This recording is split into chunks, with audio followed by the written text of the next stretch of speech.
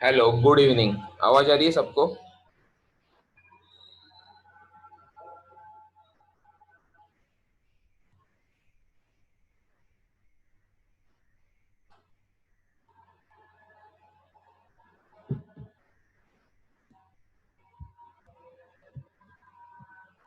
मैंने last lecture में बताया था, याद है? यूट्यूब के ऊपर के कुछ वीडियोस का लिंक भेजूंगा मैं, रिलेटेड टू पैरेलैक्स मेजरमेंट। तो मैं एक्चुअल में भूल गया, लेकिन अभी मैं एक विंडो शेयर कर रहा हूँ। चाहे तो पहले उसका लिंक भी भेजता हूँ। वो लिंक तुम लोग सेव कर लो, या मम्मी पापा किसी को तो व्हाट्सएप के ऊपर भेज के रखो। और उसके बाद मैं विंडो ओपन करता हूँ, वो यूट्यूब का ही विंडो है। मैं स्क्रीन शेयर करता हूँ, वेट।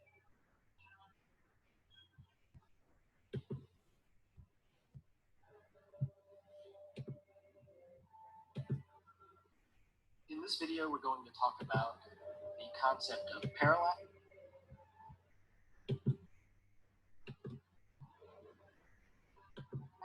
and how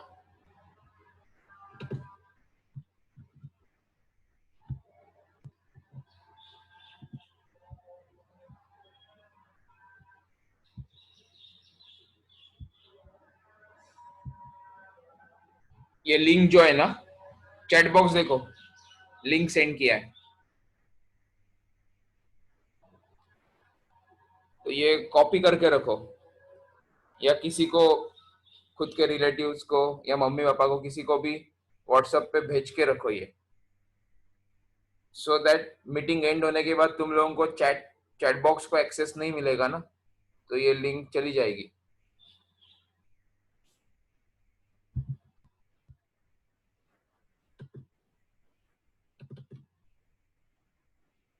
यूट्यूब की विंडो दिख रही है?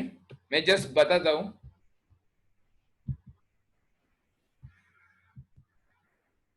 जो तुम लोगों को लिंक भेजी है ना, उसको ही मैंने ओपन किया है।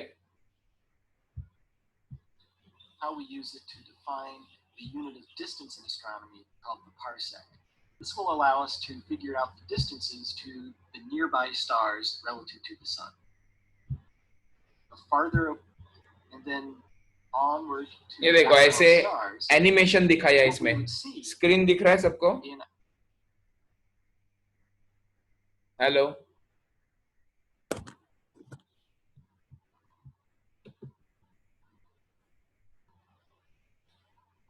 तो इसमें सब अलग अलग पोजीशंस पे मेजरमेंट कैसे किया जाता है और फाइनल रिजल्ट कैसे निकलता है,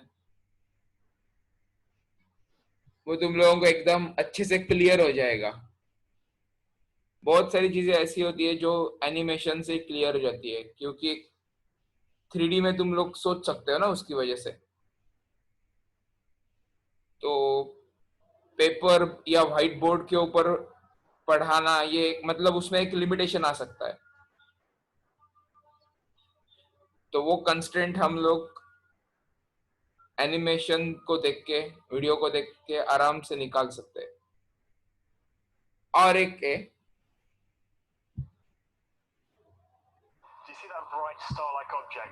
और एक मैं लिंक शेयर कर रहा हूँ, वो भी तुम लोग कॉपी या सेव करके रखो खुद के पास।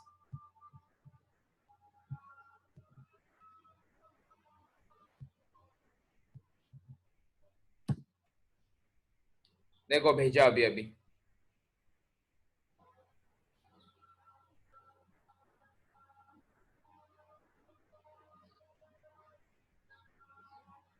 तो एक्चुअल में एक क्रैश कोर्स नाम का यूट्यूब चैनल है, बहुत अच्छा चैनल है। और उस क्रैश कोर्स में अलग अलग सब्जेक्ट्स को कवर किया जाता है, और उसमें उन्होंने एस्ट्रोनॉमी सब्जेक्ट को कुछ सीरीज ऑफ वीडियोस में कवर कर दिया है। और उसमें डिस्टेंसेस, यानी एस्ट्रोनॉमिकल डिस्टेंसेस, जो भी हम लोगों ने डिस्कस किया ना लास्ट लेक्चर में, याद है ना? 1 AU डिस्कस किया था, एस्ट्रोनॉमिकल यूनिट, मतलब अर्थ से लेके सन तक का डिस्टेंस। उसके बाद अर्थ और मून डिस्टेंस भी देखा। उसके बाद जो स्टार्स रहते हैं उनका डिस्टेंस पैरेलैक्स मेथड से मेजर करते हैं। बहुत ज्यादा बड़ा डिस्टेंस रहेगा तो लाइट ईयर में हम लोग मेजर करते हैं, और उसके भी ऊपर मेजरमेंट करने हैं तो हम लोग पार्सेक डिस्टेंस का यूज करते हैं। याद आया सब? 3 पॉइंट समथिंग लाइट ईयर्स आता है, 1 पार्सेक इज इक्वल टू।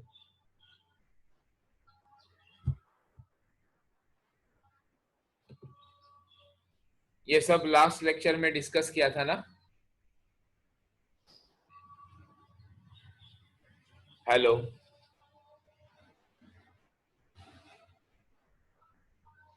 सुनाई दे रहा है ना सबको? तो Just over there. 2 लिंक मैंने शेयर That's not किए a हैं, star. That's not a plane either. वो तुम लोगों को That is the International ठीक Space से Station. देखने हैं।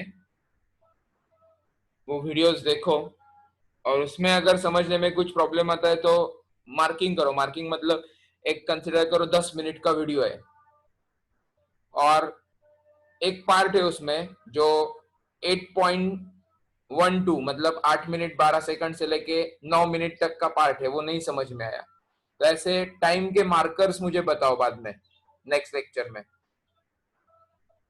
तो हम लोग वो डिस्कस कर सकते हैं। ठीक है, तो ये 2 वीडियोस देखने हैं तुम लोगों को बाद में, और अपना नेक्स्ट लेक्चर जनरली ट्यूसडे और फ्राइडे, ये 2 दिन रहते हैं, तो तुम लोगों को फ्राइडे में कुछ अगर इसमें डाउट्स है तो तुम लोग पूछ सकते हो। ओके, अब हम लोग वापस चैप्टर के ऊपर आते हैं। Coming back to the chapter.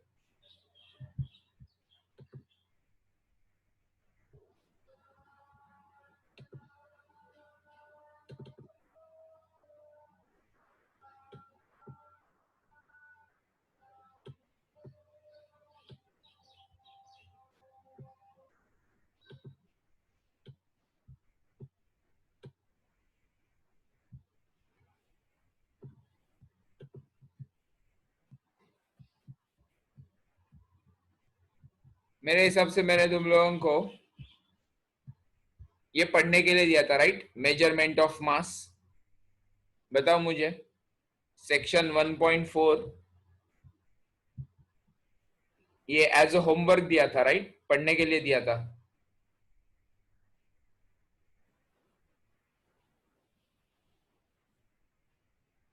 और इतना भी बोला था उसमें सब हिस्ट्री का पार्ट है। हिस्ट्री मतलब कंसेप्ट बताया उसमें कि मास के यूनिट्स कैसे चेंज होते गए, या मास का यूनिट कैसे बनाया गया, उसके बारे में सब इंफॉर्मेशन है, ऐसे बोला था। और उसमें एक्सप्लेन करने जैसा कुछ नहीं, ऐसे भी मैंने बोला था, इसलिए वो शायद पढ़ने के लिए दिया था। तो अपने पास ना बहुत सारे यूनिट है। तुम लोगों ने कार्बन के बारे में पढ़ा रहेगा ना?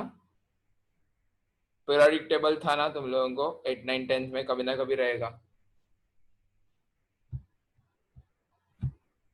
और ये भी पढ़ा रहेगा कि कार्बन के आइसोटोप्स भी होते हैं। नॉर्मल कार्बन क्या होगा? कार्बन का एटॉमिक नंबर यानी Z 6 होगा ना, और एटॉमिक मास नंबर 12 हो जाएगा, बराबर?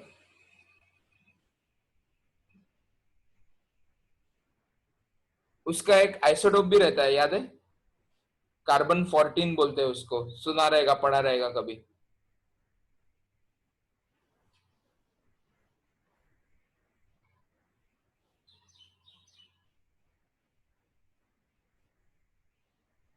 आर्कियोलॉजी रहता है ना, मतलब पुराने चीजों का पढ़ाई करने वाले, वो किसी पुराने ऑब्जेक्ट का एज एस्टिमेट करने के लिए कार्बन 14 का कंटेंट देखते हैं उसमें कितना है, क्योंकि कार्बन 14 रेडियो एक्टिव है, तो वो डीके होते रहता है। कार्बन 14 से कुछ ना कुछ जनरेट होते रहेगा, या वो कार्बन 12 में कन्वर्ट होते रहेगा, तो कितना अमाउंट बचा है उसके हिसाब से हम लोग एस्टिमेशन कर सकते हैं। तो कार्बन बहुत ही ज्यादा इंपॉर्टेंट एलिमेंट है। सबसे ज्यादा कंपाउंड्स कार्बन के ही बनते हैं, सबसे ज्यादा। और उसके बहुत सारे एडवांटेज भी है उसको, उसके पास। केमिस्ट्री में पढ़ोगे तुम लोग डिटेल में।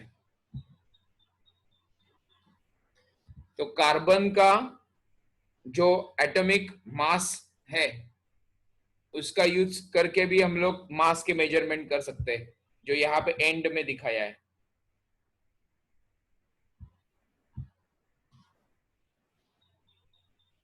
हाईलाइट किया देखो मैंने।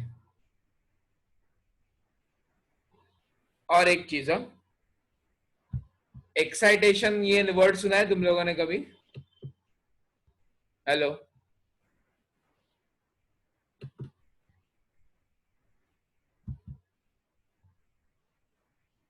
एक्साइटेड, एक्साइटेशन, ये वर्ड सुना है कभी? ओके। तो इलेक्ट्रॉन जो रहते हैं ना, जो एटम के अराउंड घूमते रहते हैं, उनको अगर हम लोग एनर्जी प्रोवाइड करेंगे ना, सप्लाई करेंगे, तो वो एक ऑर्बिट से दूसरे ऑर्बिट, रादर अंदर वाले ऑर्बिट से बाहर वाले ऑर्बिट में जंप करते जाते हैं।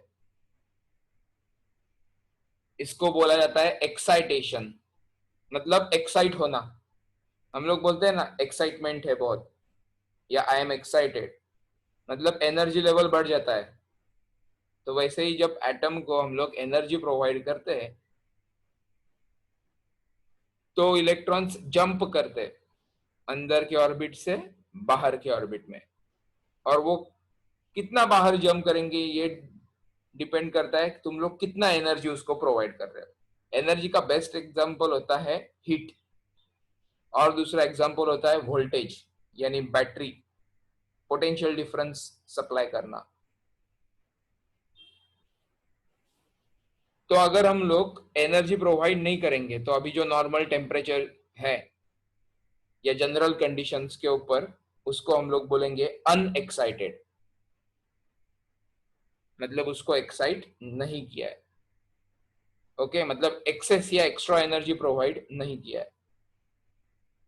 उसको ग्राउंड स्टेट भी बोला जाता है। ये पढ़ोगे धीरे धीरे, फिजिक्स में भी आएगा, केमिस्ट्री में भी आएगा।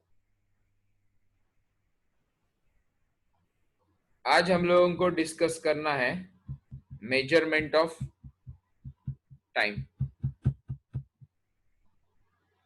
अब देखो, बहुत मतलब थाउजेंड्स ऑफ ईयर से हम लोगों को ये पता है कि अर्थ का सन के अराउंड का मोशन कैसे है। तुम लोग देखो, सारे सीजन जो है वो ऑलमोस्ट उसी ईयर के, उसी, क्या बोल सकते हैं, मतलब कभी ऐसे नहीं होगा ना कि होली जो है वो दिसंबर में आ गई। ऐसे कभी हुआ है, देखा है तुम लोगों ने? ऐसे नहीं होता ना कभी।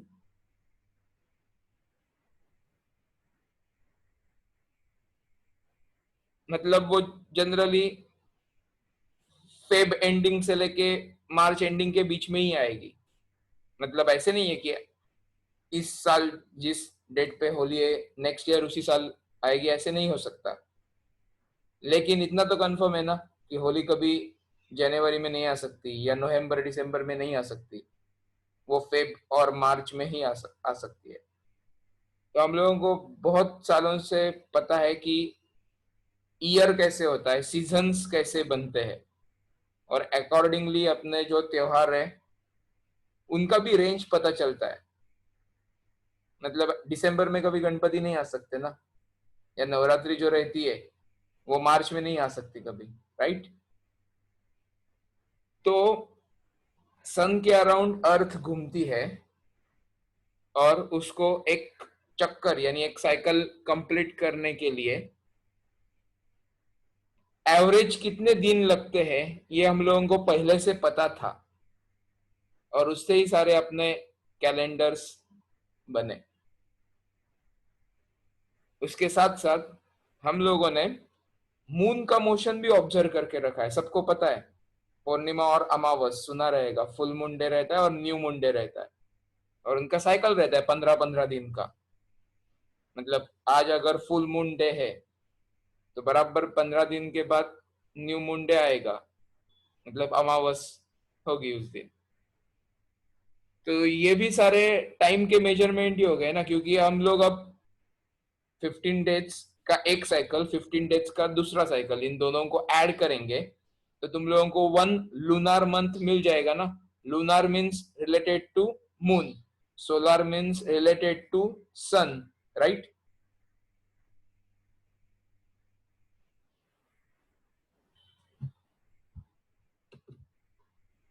तो मोस्टली अपने ये जो त्योहार रहते हैं ना सब, ये सन और मून इनके मोशन के ऊपर कैलकुलेशन करके ही डिसाइड होता है. इन शॉर्ट, मून का साइकिल देख के मैं एक मंथ मेजर कर सकता हूँ और उसका नाम हो जाएगा 1 लूनार मंथ. मतलब आज फुल मून डे है, आज फुल मून डे का मैंने डेट लिखा और नेक्स्ट फुल मून डे का डेट देखा मैंने कैलेंडर में, तो वो उसका डेट जो होगा वो अराउंड आज के डेट में 30 ऐड करने के बाद जो नंबर आएगा वही रहेगा. तो ये सारे टाइम मेजरमेंट करने के तरीके हैं. ओके, अब मैं तुम लोगों को मार्किंग करके दे रहा हूं, वो पहले पढ़ना है.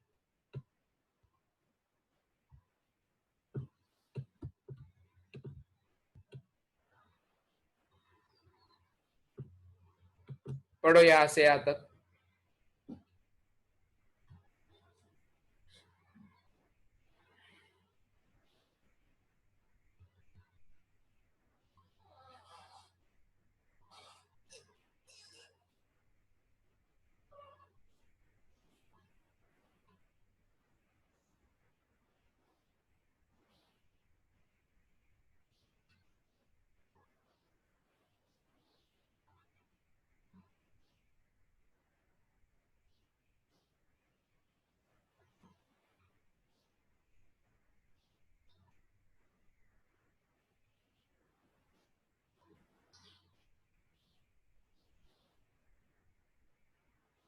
Done.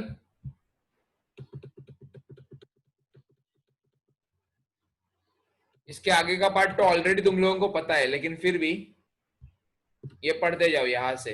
1 our is of 60 minute से लेके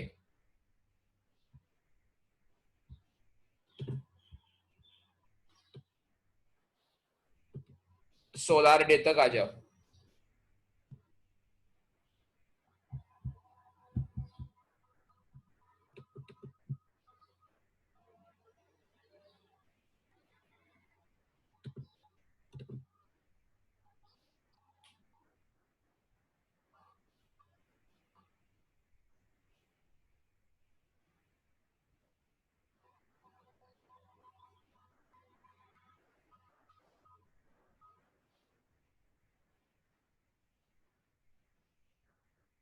तो ये 86,400 नंबर याद रखो. एक दिन में इतने सेकंड्स होंगे.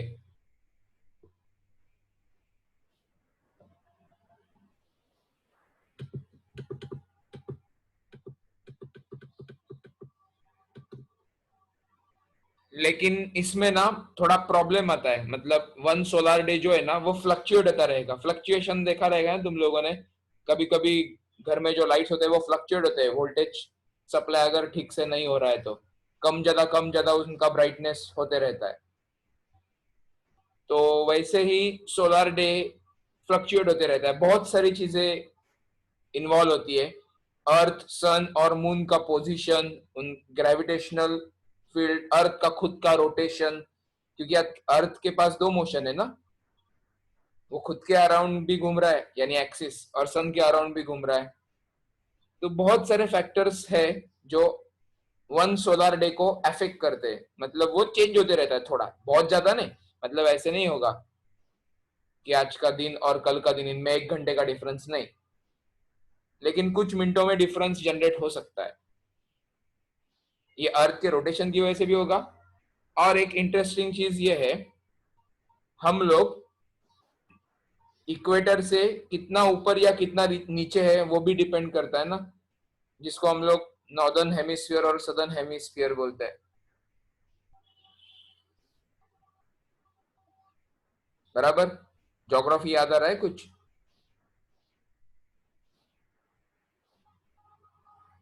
तो अभी जो नॉर्दर्न हेमिस्फीयर में है, मतलब इक्वेटर के ऊपर जो है, उनके लिए अभी सबसे बड़ा दिन आएगा 21 जून।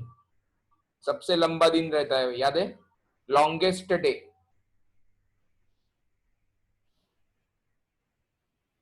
और जो सदर्न हेमिस्फीयर है उनके लिए वो शॉर्टेस्ट डे हो जाएगा। उल्टा है ना। और दिसंबर में 23 दिसंबर जो नॉर्दर्न हेमिस्फीयर में है उनके लिए शॉर्टेस्ट डे यानी लॉन्गेस्ट नाइट बन जाएगी, और जो सदर्न हेमिस्फीयर में है उनके लिए लॉन्गेस्ट डे और शॉर्टेस्ट नाइट बन जाएगी। राइट, उल्टा रहता है ना बराबर। तो ऑन एन एवरेज हम लोग ऐसे बोल सकते हैं कि 12 घंटे का दिन और 12 घंटे की रात, लेकिन वो हमेशा ट्रू नहीं होगा। चाहे तो तुम लोग एक काम करो, सबके पास कैलेंडर रहता है घर में, उसमें 21 जून का सनसेट, सनराइज से लेके सनसेट तक का ड्यूरेशन देख लो, वो 12 घंटे से ज्यादा होगा। ये तुम लोग एक एक्टिविटी कर सकते हो। लेक्चर खत्म होने के बाद कैलेंडर ओपन करो, 21 जून मतलब अभी कितने 5 दिन तो बचे, 21 जून का सनराइज और सनसेट ये दो टाइमिंग देखो, एम और पीएम में, और उनके बीच का डिफरेंस ले लो, वो 12 घंटे से ज्यादा आना चाहिए, because we live in northern hemisphere. हम लोग इक्वेटर से 19 डिग्री नॉर्थ की तरफ है। मुंबई, ठाणे, कल्याण, ये सारे जो लोकेशंस है ये ऑलमोस्ट 19 डिग्री नॉर्थ में है। गूगल मैप्स के ऊपर भी खुद का लोकेशन चेक कर सकते हो। In short solar day measure करने में प्रॉब्लम्स आते हैं, इसलिए हम लोगों ने ना एडवांस टेक्नोलॉजी का इस्तेमाल करके एटॉमिक क्लॉक्स बनाए। एटॉमिक क्लॉक्स मतलब एटम से बने हुए क्लॉक्स, या एक एग्जाम्पल, एक एक्सपेरिमेंट कंसिडर करो, ये थोड़ा समझना मुश्किल हो जाएगा। ये जो एटम्स रहते हैं ना, आगे आएगा एग्जाम्पल में, सीसीएम एटम है, ये ना कंटिन्यूअसली वाइब्रेट होते रहते हैं। तो उनके वाइब्रेशंस के ऊपर हम लोग डिसाइड करेंगे एक सेकंड किसको बोलना है। एक काम करो, यहां से पढ़ना शुरू करो।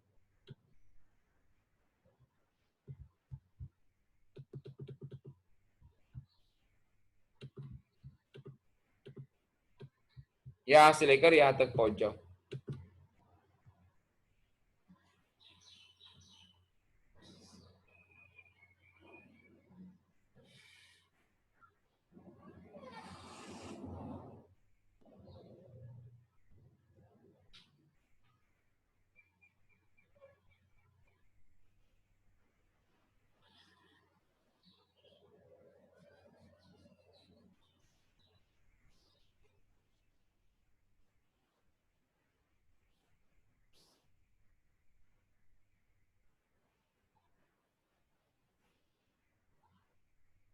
और ऑब्वियसली ये हम लोग आंखों से नहीं देख सकते, इनको ऑब्जर्व करने के लिए डिटेक्टर्स बनाए जाते हैं। डिटेक्टर क्या करेगा? डिटेक्शन। किसको डिटेक्ट करेगा? ये सीसीएम जो एटम है उसके वाइब्रेशंस को। तो ये वाइब्रेशन का नंबर देखो कितना ह्यूज है। और ऑब्वियसली वो टाइनी पार्टिकल है ना, बहुत छोटा है ना एटम। एटम का साइज कितना होगा? बहुत ही छोटा होता है।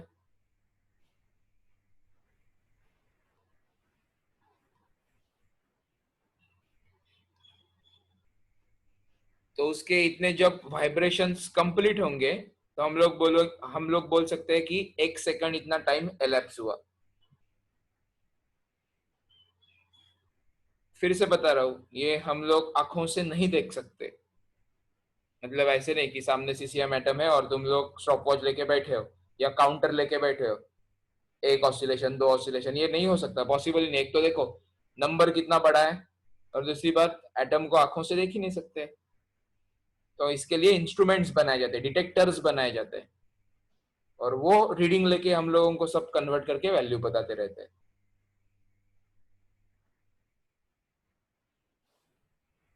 तो ये आजकल हम लोग जो इंटरनेट पे क्लॉक यूज करते हैं, या अलग अलग स्पेस मिशंस में जो हम लोग क्लॉक्स यूज करते हैं वो इस लेवल के एटॉमिक क्लॉक्स होते हैं, या एक एटॉमिक क्लॉक के साथ दूसरा एटॉमिक क्लॉक हम लोग सिंक्रोनाइज कर सकते हैं। सिंक्रोनाइज करना मतलब पता है? एक है तुम्हारे पास बहुत अच्छा काम करने वाला,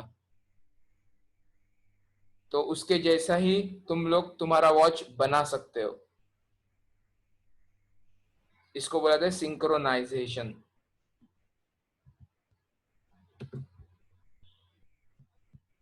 तो this was all about time measurement.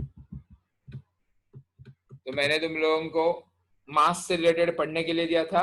Last lecture में लेंथ मेजरमेंट और पैरेलैक्स मेथड वगैरह सब डिस्कस किया, और आज टाइम मेजरमेंट देखा। तो ये तीन बहुत ही ज्यादा देखो फंडामेंटल क्वांटिटी 7 है, बराबर ना? याद है किसी को फंडामेंटल क्वांटिटी 7 रहते हैं या भूल गए?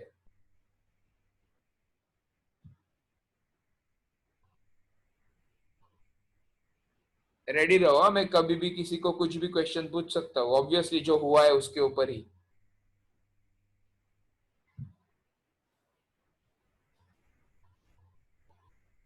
तो फंडामेंटल क्वांटिटीज टोटल 7 है अपने पास, लेकिन उनमें भी सबसे पहले जो आते हैं ना वो लेंथ, मास और टाइम है। LMT। लेंथ के लिए कैपिटल L सिंबल, मास के लिए कैपिटल M, और टाइम के लिए कैपिटल T। सिंबल्स भी हम लोगों ने डिस्कस किए। यहाँ पे मैं उनके यूनिट्स के बारे में बात नहीं कर रहा हूं, मैं फंडामेंटल क्वांटिटीज के सिंबल्स यानी रिप्रेजेंटेशन के बारे में बात कर रहा हूं। और इतना भी बताया कि height, distance, depth, width, breadth, thickness, ऐसे अलग अलग वर्ड्स आएंगे, लेकिन डायमेंशंस लिखते टाइम उनको हम लोग कैपिटल L ही कंसिडर करेंगे, क्योंकि ये सारे लेंथ से ही बने हुए हैं। याद आ रहा है सबको?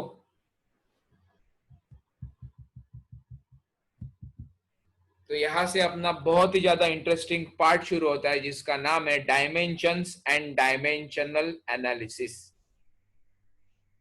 ठीक है?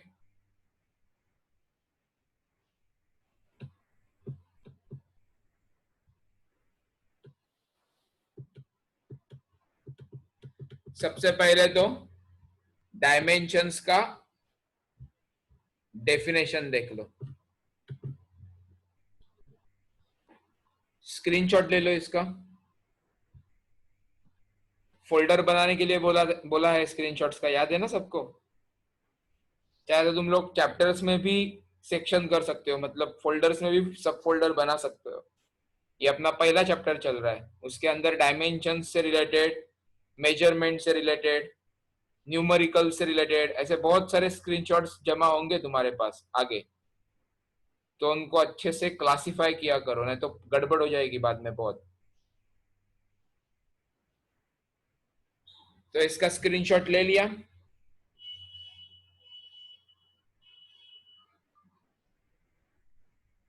The dimensions of a physical quantity are the powers to which the concerned fundamental units must be raised in order to obtain the unit of the given physical quantity. ये ना ऐसे तुम लोग सीधा सीधा पढ़ोगे ना तो समझने में दिक्कत आ सकती है। मैं ऐसे नहीं बोल रहा हूँ कि सबको समझ में नहीं आएगा या सबको समझ में आएगा। कभी कभी ना ये ऐसे लेंदी या बड़े डेफिनेशंस होते हैं ना, उनकी वजह से गड़बड़ हो सकती है दिमाग में। तो इनमें से ना इंपॉर्टेंट वर्ड्स के ऊपर फोकस रखो। किसके बारे में हम लोग पढ़ रहे हैं? डायमेंशंस के बारे में। लेकिन डायमेंशंस किसके होते हैं? फिजिकल क्वांटिटी के। फिजिकल क्वांटिटी यानी यहाँ पे फंडामेंटल क्वांटिटी कंसिडर करने पड़ेंगे, क्योंकि बाकी के सारे तो डिराइव रहते हैं, मतलब वो बनेंगे फंडामेंटल से ही। तो फंडामेंटल क्वांटिटीज के सिंबल यूज करेंगे और उसके पावर में नंबर लेंगे, या उनके पावर में नंबर्स को लिखेंगे, मेंशन करेंगे। सिंपल एग्जांपल, एक बार लेंथ आ रहा है तो मैं कैपिटल L के पावर में 1 लिखूंगा। अगर एरिया आ रहा है तो मीटर स्क्वायर रहता है, मतलब 2 बार लेंथ यूज हो रहा है, तो मैं L के पावर में 2 लिखूंगा, बराबर ना? अगर वॉल्यूम के बारे में बात कर रहे हैं हम लोग, तो वॉल्यूम मीटर क्यूब में रहता है, लीटर को भी तुम लोग metre cube, millilitre, centimetre cube सब में कन्वर्ट कर सकते हो,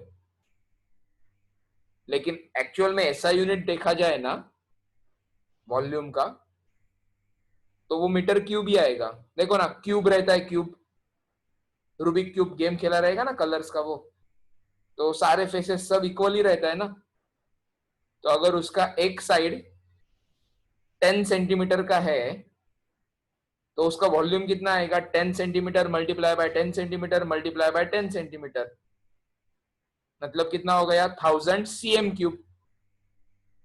ये सीजीएस हो गया। 1 metre into 1 metre into 1 metre का क्यूब रहेगा तो 1 मीटर क्यूब। ये ऐसा यूनिट हो गया, या एमकेएस यूनिट हो गया, राइट? तो क्यूब आ रहा है मतलब 3 बार लेंथ, या लेंथ ब्रेड सब सेम ही होते हैं, 3 बार यूज कर रहे हैं, मतलब एल के पावर में मैं 3 नंबर को लिखूंगा। मास एक बार यूज हो रहा है तो m1 यानी m⁻⁻1 यूज करूंगा। अब फिर से एक बार डेफिनेशन पढ़ लो, क्लियर होनी चाहिए।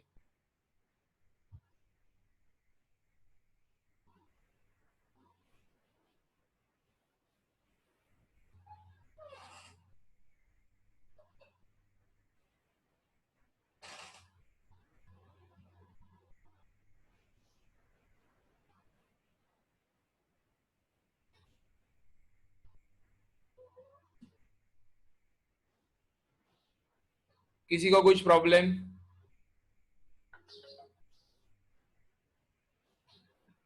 या कुछ डाउट्स?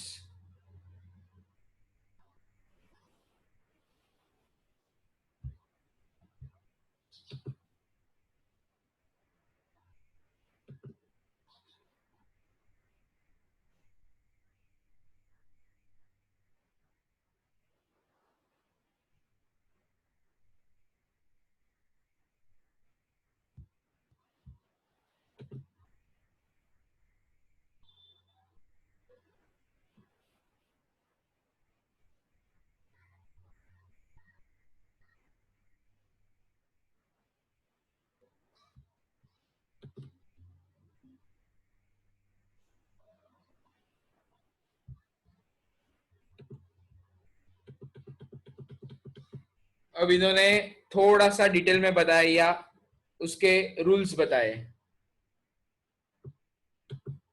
मतलब स्क्वायर ब्रैकेट हमेशा यूज करना है। मैंने तो तुम लोगों को ऑलरेडी ये रूल बताया, राइट? और मैंने जितने भी डायमेंशन रिलेटेड क्वेश्चन सॉल्व किए थे, या हम लोगों ने क्वेश्चंस बनाए थे और सॉल्व किए थे, उनमें हम लोग हमेशा स्क्वायर ब्रैकेट यूज करते थे, याद है ना?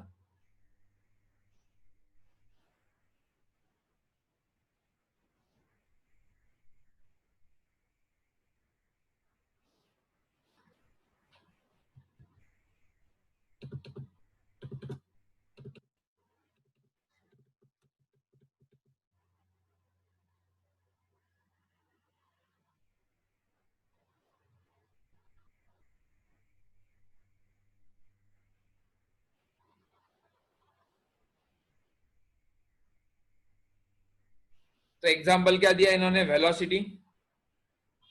वेलोसिटी मतलब डिस्प्लेसमेंट अपॉन टाइम। डिस्प्लेसमेंट मतलब सिर्फ लेंथ आएगा, एल लिखा। टाइम मतलब सिर्फ टी आएगा, टी लिखा। टाइम ऊपर जाएगा तो पावर में -1 आना चाहिए। और इसमें मास का लेना देना नहीं है, इसलिए मास के पावर में 0। इसका मतलब velocity is independent of mass, मतलब यहाँ पे वेलोसिटी के फॉर्मूला में मास है ही नहीं, बराबर ना?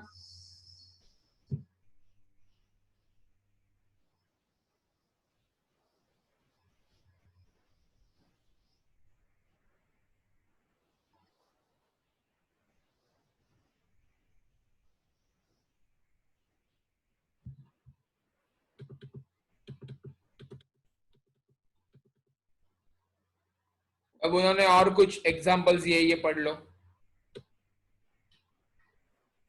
चेक करो उनका आंसर करेक्ट है या उन्होंने कुछ मिस्टेक किया है, चेक करो।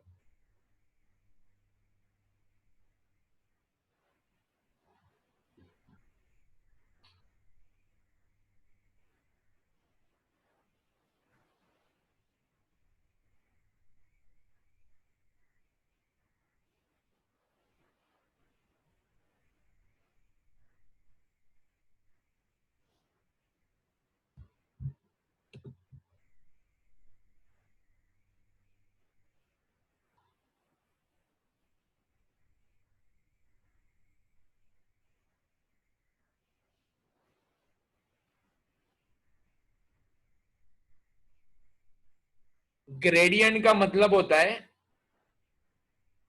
तुम्हारे पास एक क्वांटिटी है और अगर वो डिस्टेंस के हिसाब से चेंज हो रहा है तो उसको ग्रेडियंट बोला जाता है। फॉर एग्जाम्पल अपने पास वेलोसिटी है, ये आगे पढ़ोगे ना, आएंगे एग्जाम्पल्स इसके। तो एक क्वांटिटी है जो डिस्टेंस के साथ चेंज हो रही है, तो उस क्वांटिटी का नाम लिखेंगे और उसके आगे मतलब उसके राइट साइड में ग्रेडियंट वर्ड लगाएंगे। वेलोसिटी अगर डिस्टेंस के साथ चेंज होती है तो उसको बोलेंगे वेलोसिटी ग्रेडियंट। अगर डिस्टेंस के साथ टेम्परेचर चेंज हो रहा है तो उसको हम लोग बोलेंगे टेम्परेचर ग्रेडियंट।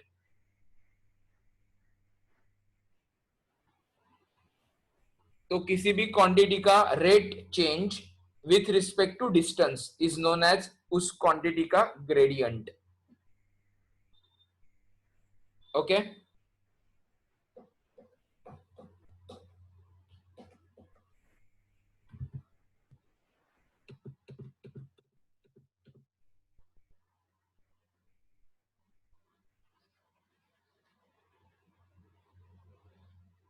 तो चेक किया सब, यहां तक कुछ गड़बड़ नहीं है ना? इन्होंने जो किया है करेक्ट है ना? आंसर्स बराबर है या नहीं?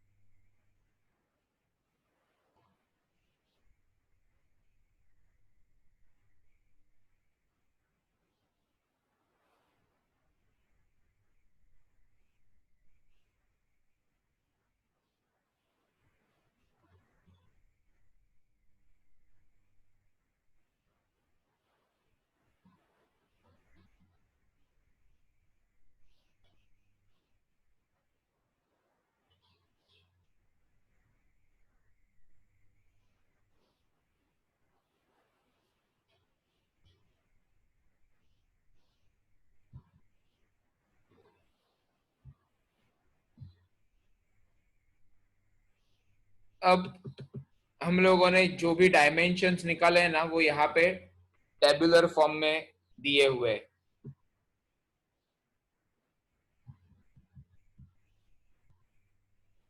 तो वन बाय वन करके डिस्कस करते जाते हैं। इन्होंने ज्यादा नहीं दिए, हम लोगों ने बहुत ज्यादा डायमेंशंस निकाल के रखे हैं, बहुत ज्यादा क्वांटिटीज के। इन्होंने मेरे हिसाब से ज्यादा नहीं दिए, 1 2 3 8। और देखो इस पेज पे तो मुझे सिर्फ 8 ही डायमेंशन दिखाई दे रहे हैं इस टेबल में। हम लोगों ने 8 से ज्यादा डायमेंशंस निकाले मेरे हिसाब से ना, ऑलमोस्ट 20 के अराउंड डायमेंशंस निकाले हम लोगों ने। उसमें करंट इलेक्ट्रिसिटी से रिलेटेड भी निकाले थे, याद है? Resistance, resistivity, conductance, conductivity, charge, voltage, ये सारे के सारे डायमेंशंस निकाले हम लोगों ने।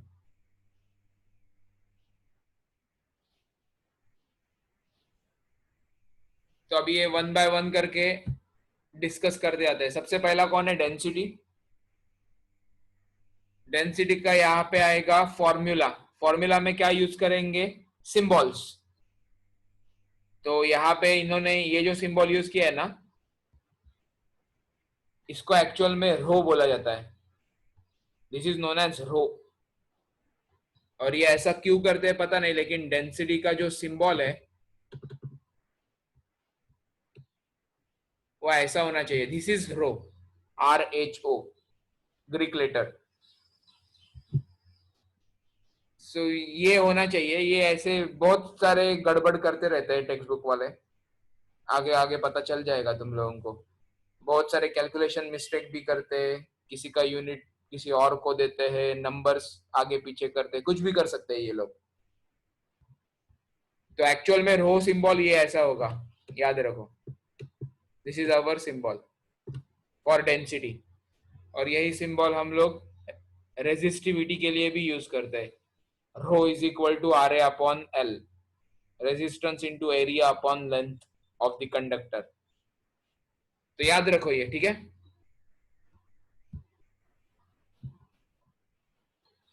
मास अपॉन वॉल्यूम हो गया। मास मतलब न्यूमरेटर में m1 आएगा और डिनोमिनेटर में L3 आएगा, बराबर ना? L3 मतलब L3, मैंने बोला था स्क्वायर, क्यूब या रेस टू बोलने की जरूरत नहीं होती। जब मैं सिर्फ डायमेंशंस के बारे में जब हम लोग बात कर रहे हैं, डायमेंशंस की पढ़ाई कर रहे हैं, तो मैं जब m1 बोलता हूं तो वो m रेस टू 1 ही होगा, और l3 बोलता हूं उसका मतलब वो l रेस टू 3 यानी l का क्यूब ही होगा। बराबर ना?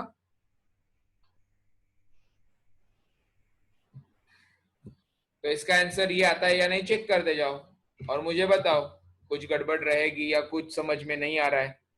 अदरवाइज कैसे पढ़ना है वो समझ में आया है तो सारे के सारे 8 क्वांटिटीज पढ़ लो।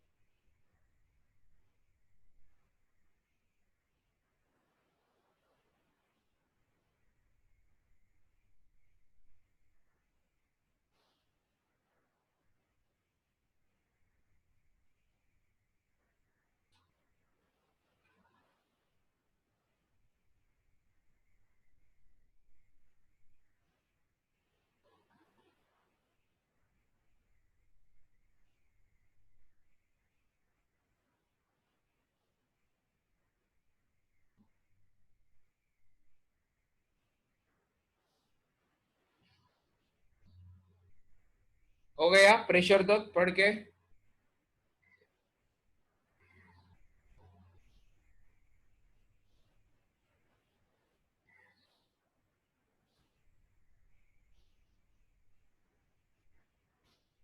किसी को कुछ प्रॉब्लम, डिफिकल्टी या ऐसा कुछ फॉर्मूला जो लाइफ में पहली बार सुना, पढ़ा, देखा, या किसी के डायमेंशन समझ में नहीं आए, या किसी का फॉर्मूला और ऐसा यूनिट समझ में नहीं आया, इनमें से कुछ रहेगा तो पूछो।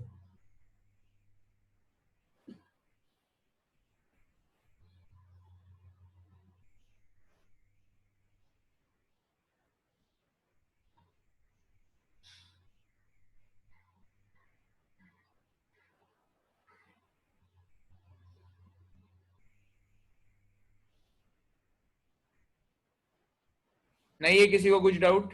अरे तुम लोग रिस्पॉन्स दिया करो हाँ?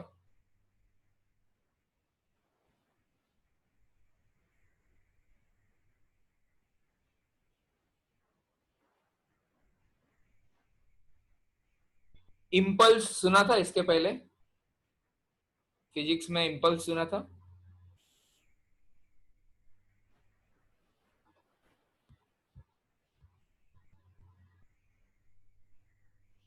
इम्पल्स मतलब फोर्स इंटू टाइम होता है।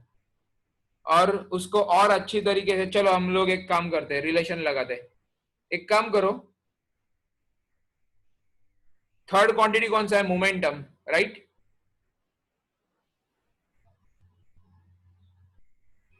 उसका आंसर और इम्पल्स का आंसर सेम आता है क्या? देखो, मोमेंटम और इम्पल्स, इन दोनों का आंसर सेम आता है या नहीं? देखो, डायमेंशनल फॉर्मूला।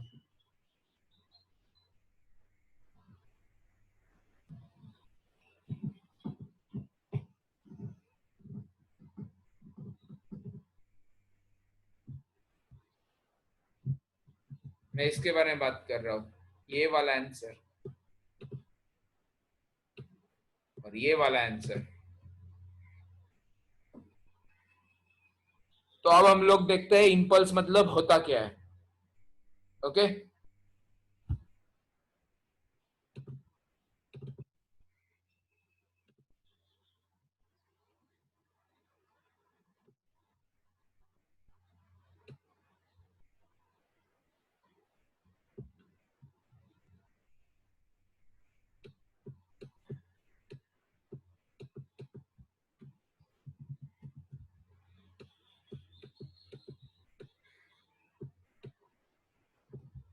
ये सबको फॉर्मूला पता है, F is equal to M A.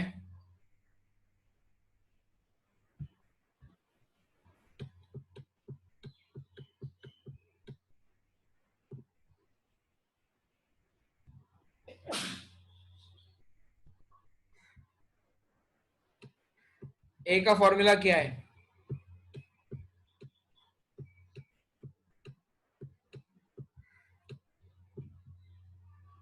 V minus U upon T, बराबर या नहीं? करेक्ट है ना?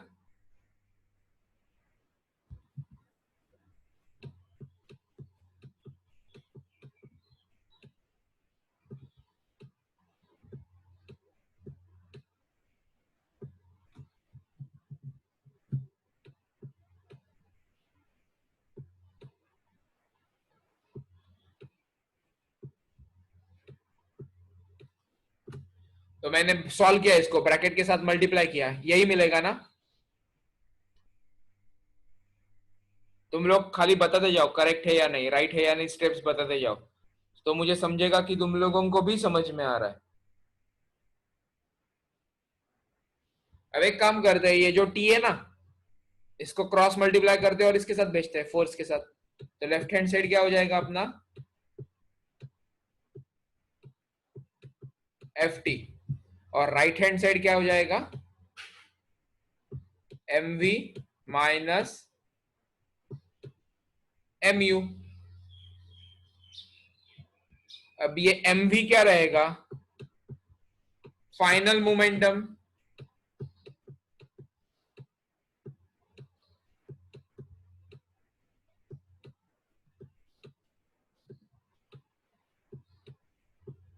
माइनस एम यू क्या रहेगा? Initial momentum.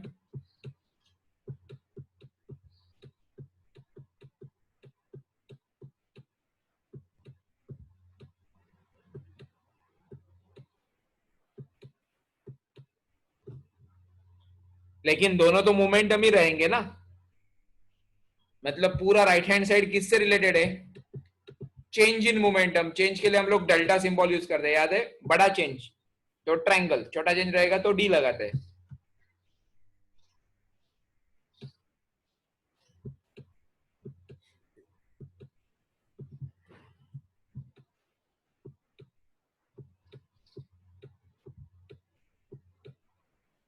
तो राइट हैंड साइड मोमेंटम आ गया, लेफ्ट हैंड साइड क्या है अपना? F T.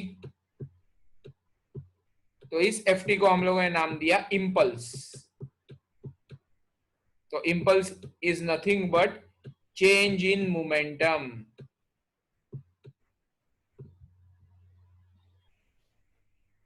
स्क्रीनशॉट ले लो, चलो जल्दी।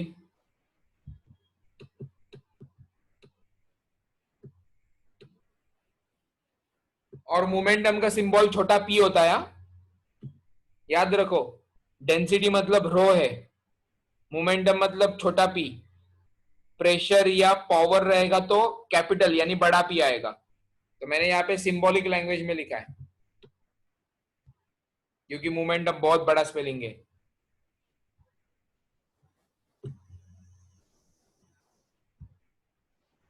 तो इम्पल्स और मोमेंटम या change in momentum related quantities है, रादर आई वुड से दोनों के डायमेंशंस मैच होंगे।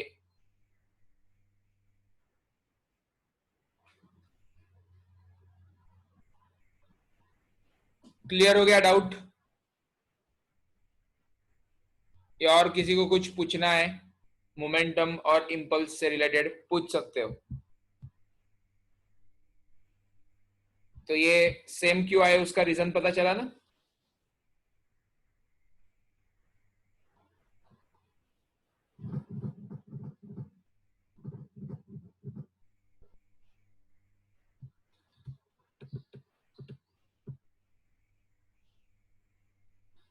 तो तुम्हारा आज का होमवर्क सुनो।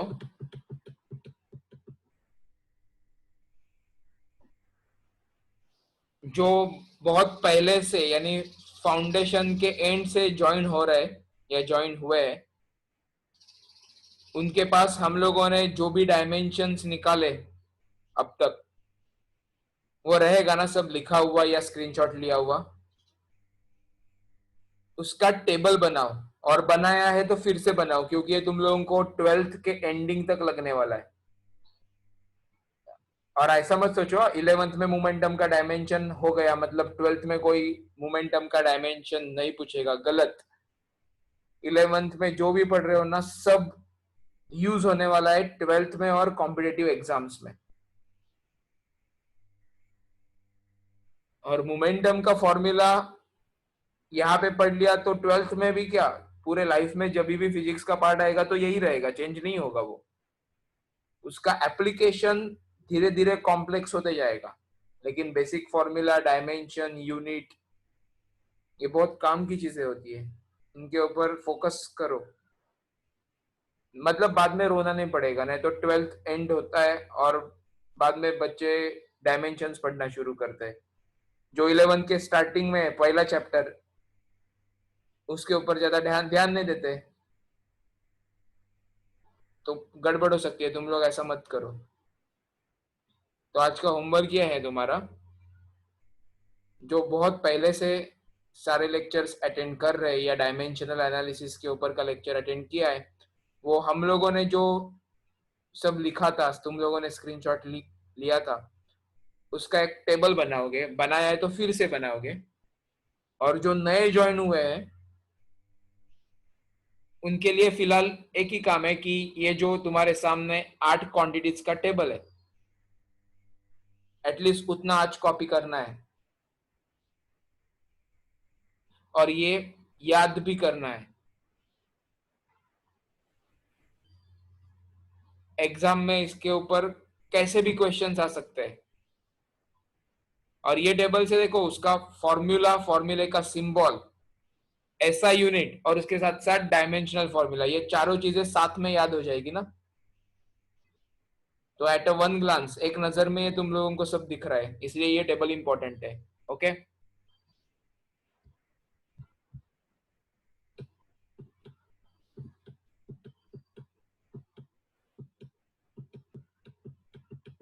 अब ना नोटबुक लेके बैठो। अगर किसी ने नोटबुक नहीं लिया है अभी, तो 1-2 मिनट में रुकता हूँ। नोटबुक, पेन, पेंसिल, जो भी लिखने के लिए लगता है तुम लोगों को सामान, वो साथ में लेके बैठो।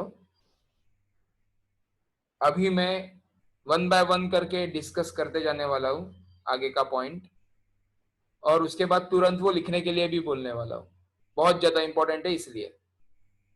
तो एक बार देखोगे, पढ़ोगे, सुनोगे और दूसरी बार फिर से लिखोगे, तो वो कॉन्क्रीट हो जाएगा, फिक्स हो जाएगा दिमाग के अंदर। तो सब लोग रेडी रहेंगे तो बताओ, मैं वेट कर रहा हूँ तुम्हारे रेडी सिग्नल का।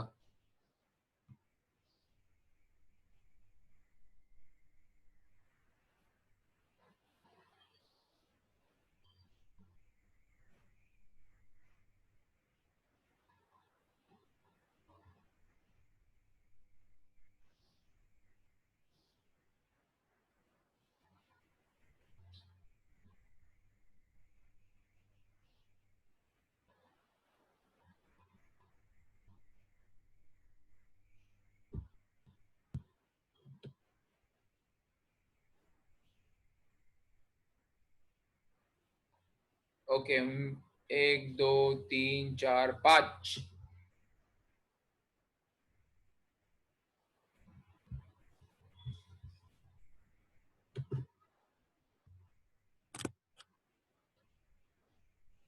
थर्टीन में से 5 लोग, 6। Okay good. मैं गिन रहा हुआ मीटिंग के पार्टिसिपेंट्स और रेडी, इनका नंबर मैच होगा तो ही मैं आगे बढ़ूंगा।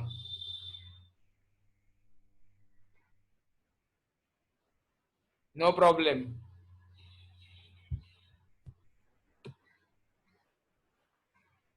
प्रिया, आराम से।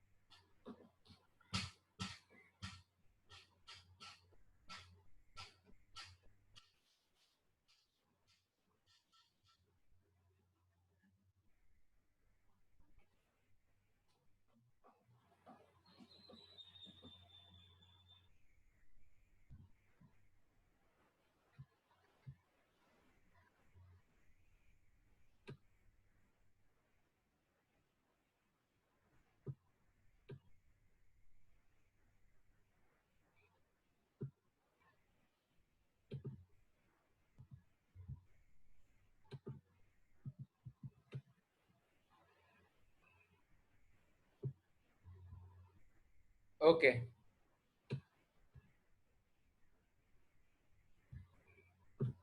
अब हम लोग जो पढ़ने जा रहे हैं उसका हेडिंग है यूजेस ऑफ डायमेंशनल एनालिसिस। चाहे तो ये हेडिंग दे दो, चलो, यूजेस ऑफ डायमेंशनल एनालिसिस।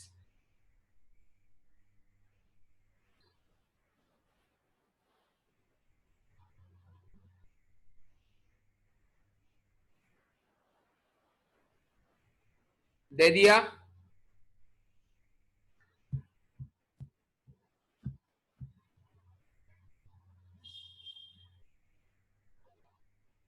उसमें नंबर 1 लिखो। ओके, पहले तो ये बताता हूँ, टोटल 3 है, उसमें से हम लोग नंबर 1 देख रहे हैं। ये हेडिंग देख के रखो, हेडिंग का सब हेडिंग हो जाएगा, मतलब नंबर 1 के सामने ये आएगा, to check the correctness of physical equations.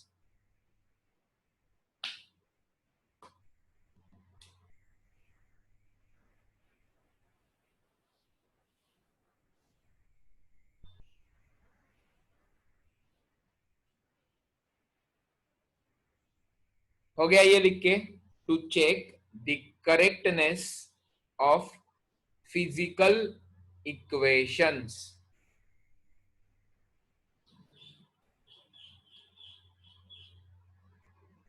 अब इसका मतलब ना बहुत आसान है, तुम लोगों को करेक्टनेस का मतलब पता है और फिजिकल इक्वेशन का मतलब भी पता है, बराबर। मुझे बताओ इक्वेशन में क्या होता है, मतलब क्या इक्वेशन को इक्वेशन ही क्यों बोलते हैं? What is the meaning of equation word?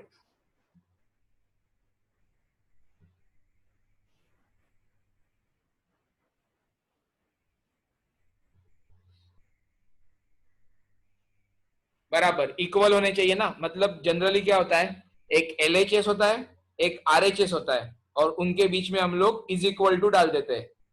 In short, LHS की वैल्यू और आरएचएस की वैल्यू सेम होनी चाहिए, तो ही बीच में इज इक्वल टू आएगा। नहीं तो मुझे greater than, less than, not equal to वगैरह ऐसा कुछ यूज करना पड़ेगा अदरवाइज केसेस में, बराबर ना। तो इक्वेशन मतलब एलएचएस होगा, आरएचएस होगा, दोनों के वैल्यूज सेम होने चाहिए। इसलिए बीच में इक्वल टू आता है, बराबर।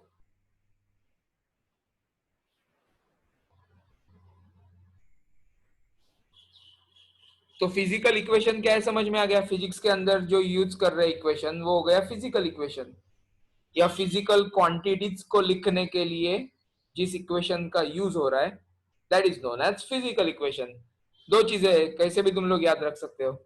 फिजिक्स के अंदर ये यूज हो रहा है इसलिए फिजिकल, या फिजिकल क्वांटिटीज को लिखने के लिए यूज कर रहे हैं इसलिए फिजिकल। दोनों का मतलब वैसे देखा जाए तो वो सेम ही है। और करेक्टनेस मतलब लेफ्ट हैंड साइड में और राइट हैंड साइड में जो है ना उनके वैल्यूज मैच होने चाहिए।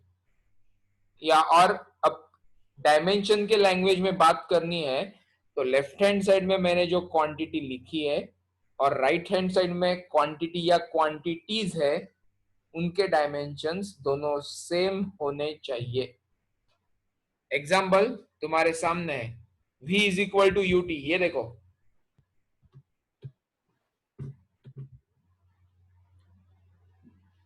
इसमें v क्या है, फाइनल वेलोसिटी, u क्या है, इनिशियल वेलोसिटी, a क्या है, एक्सीलरेशन, t क्या है, टाइम।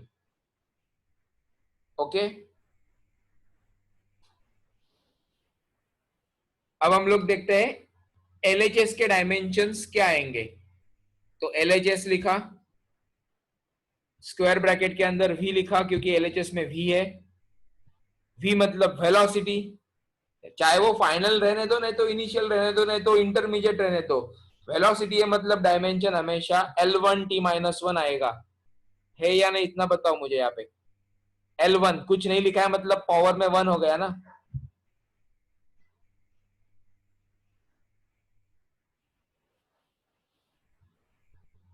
तो अपने पास LHS के डायमेंशंस आ गए L1t-1।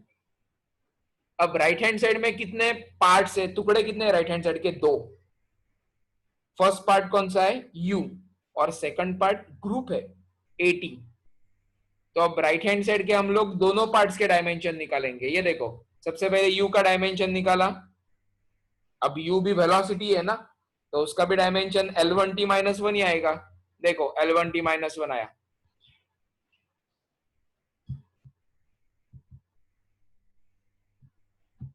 अब राइट हैंड साइड का सेकंड पार्ट जो ग्रुप है, एक्सीलरेशन मल्टीप्लाई बाय टाइम का। अब एक्सीलरेशन मतलब मीटर पर सेकंड स्क्वायर होता है, तो एक्सीलरेशन यानी ए का डायमेंशन देखोगे तो L1t-2 आएगा, क्योंकि नीचे सेकंड का स्क्वायर है मतलब t का स्क्वायर, वो ऊपर आएगा तो -2 हो जाएगा, और ऊपर मीटर है तो एक्सीलरेशन का डायमेंशन क्या होगा, L1t-2। ये देखो हो गया L1t-2 मल्टीप्लाई बाय कौन है, टाइम। ये देखो t, तो इसके लिए क्या यूज करेंगे, कैपिटल T। तो इन दोनों का फाइनल आंसर क्या आएगा, L1t-1। कैसे, ये -2 और यहाँ पे +1, -2 + 1 कितना होता है, -1। तो फाइनल आंसर आ गया ना, -1। तो L1t-1। अब मुझे बताओ ये तीनों मैच हो रहे हैं या नहीं, L1t-1, L1t-1, L1t-1,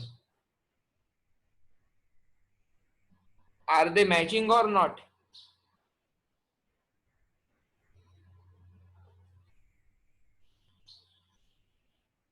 तो मैं अब बोल सकता हूं कि ये जो इक्वेशन लिखा है v is equal to u plus AT, ये डायमेंशनली करेक्ट है और फिजिकली भी करेक्ट है। हम लोगों ने उसका करेक्टनेस चेक किया।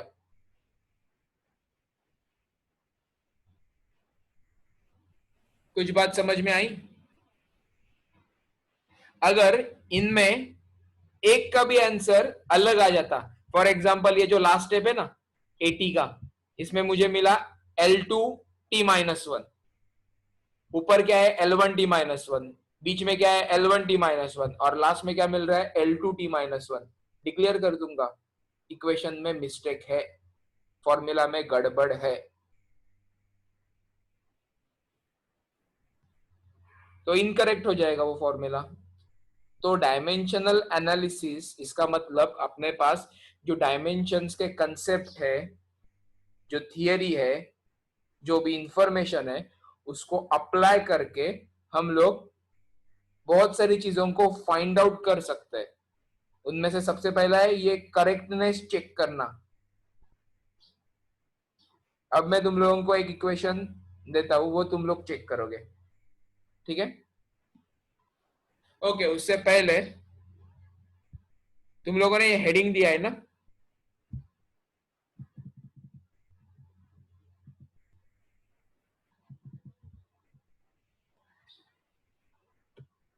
ये लिख लो, ये कंप्लीट करो।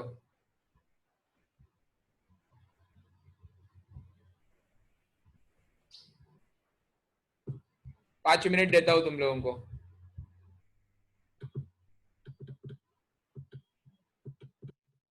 यहां से लेके इन एनी इक्वेशन से लेकर, तुम लोग शॉर्टकट यूज कर सकते हो। इक्वेशन को पूरा इक्वेशन लिखने की जरूरत नहीं है, E Q raise to N लिखो। ऐसे बहुत सारे शॉर्टकट यूज कर सकते हो तुम लोग, और यहां तक पहुंचो, डायमेंशनली करेक्ट तक पहुंचो, ठीक है? और उसके बाद मैं तुम लोगों को और एक क्वांटिटी देता हूं चेक करने के लिए, या इक्वेशन। लिखो, चलो जल्दी लिखो।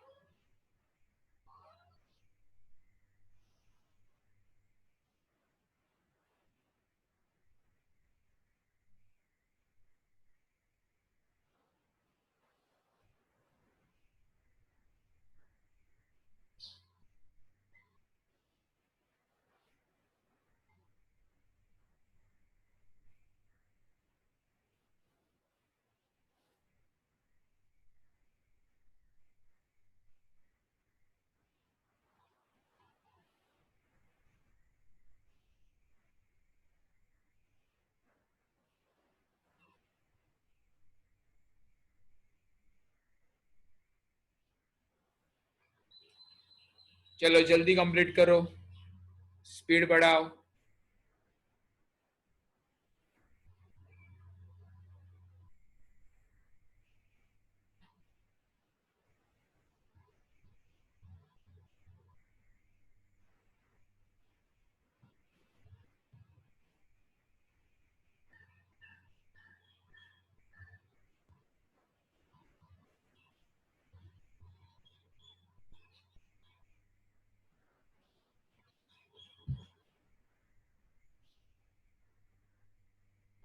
हो गया ना सबका?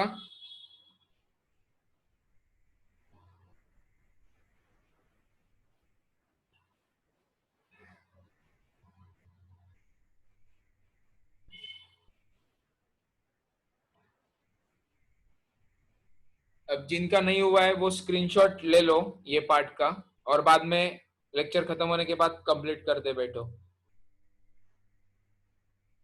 अब मैं एक व्हाइट स्क्रीन शेयर कर रहा हूं।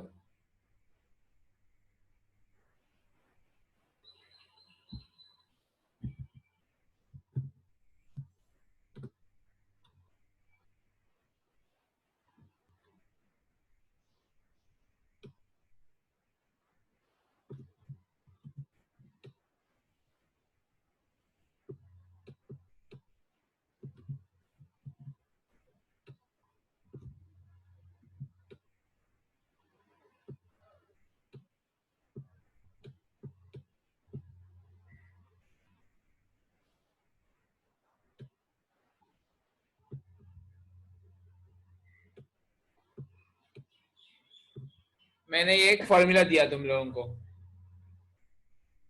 P मतलब मोमेंटम, M मतलब मास, V मतलब वेलोसिटी, A मतलब एक्सेलरेशन और T मतलब टाइम। अब तुम लोगों को ये करेक्ट है या इनकरेक्ट है ये चेक करना है यूजिंग डायमेंशनल एनालिसिस। शुरू हो जाओ।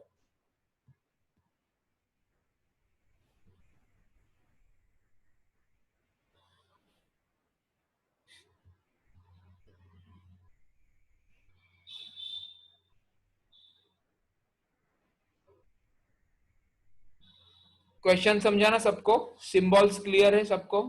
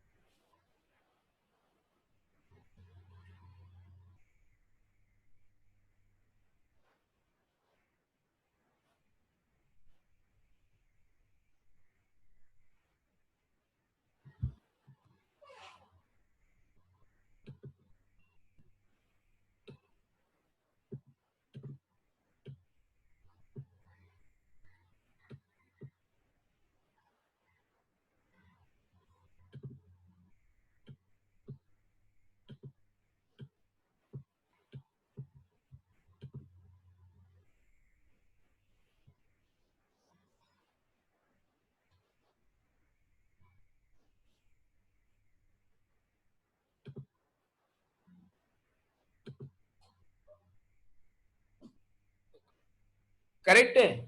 करेक्ट है या ये?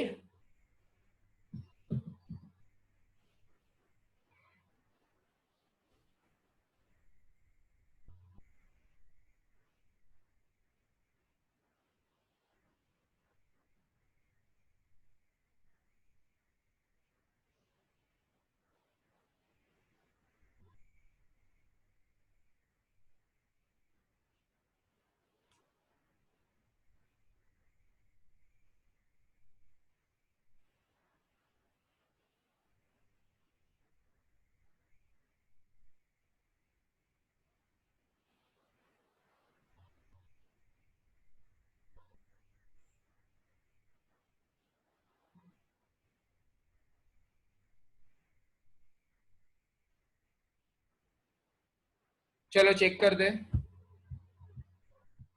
सबसे पहले एलएचएस। एलएचएस में है पी यानी मोमेंटम। मोमेंटम के डायमेंशंस क्या आते हैं? L1, M1, T-1। करेक्ट है या नहीं इतना बताते जाओ मुझे। मतलब मोमेंटम के डायमेंशंस यही आते हैं या नहीं? मास मतलब m1 आएगा और वेलोसिटी मतलब L1 T-1 आएगा। अब आरएचएस का पहला पार्ट।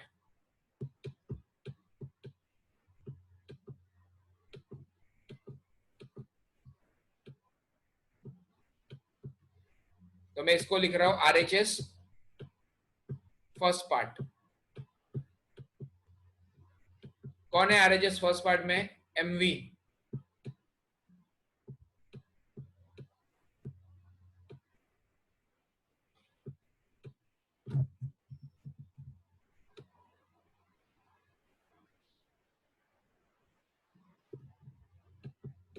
तो ये भी मास इंटू वेलोसिटी है, मतलब इसका भी आंसर आएगा L1 m1 t-1। और अब बचा है RHS2।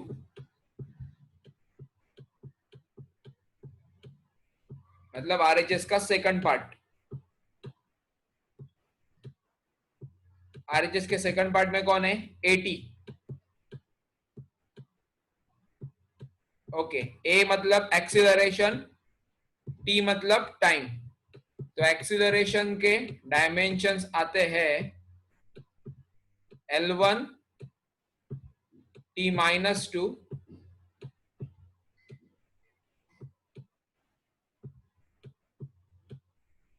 और टाइम के डायमेंशंस आते हैं T1। तो इसका आंसर क्या आएगा फाइनल? L1 t-1। और इसको ही मैं कैसे लिख सकता हूं पता है? L1 m0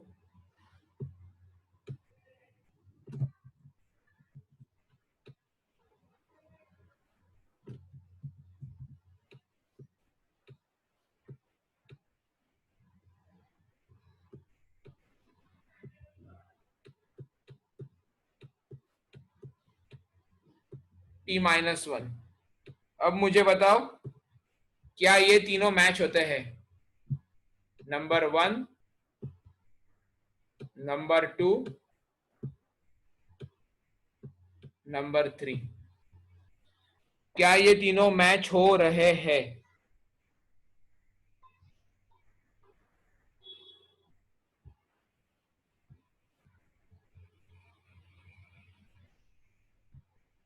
नहीं हो रहे ना match. First and second match हो रहा है, लेकिन first and third, second and third match नहीं हो रहा है। मैंने क्या बोला था? तीनों अगर मैच होते हैं, तीनों अगर एक जैसे आते हैं, सेम आते हैं, तो ही हम लोग बोल सकते हैं कि गिवन इक्वेशन इज करेक्ट। तो गिवन इक्वेशन इज इनकरेक्ट, मतलब आंसर आएगा ये वाला, क्रॉस वाला आंसर आएगा ना। इन शॉर्ट, मैं ये इक्वेशन नहीं लिख सकता। समझ में आया? चलो जल्दी बताओ, समझ में आया है या नहीं?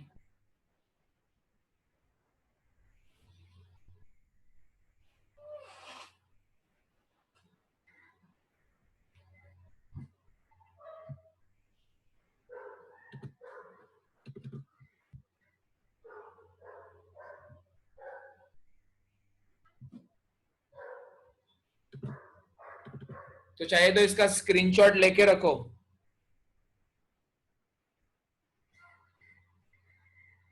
और लास्ट में क्या आएगा? लास्ट में जो आएगा वो यहाँ पे लिख रहा हूं, दिस इज इनकरेक्ट।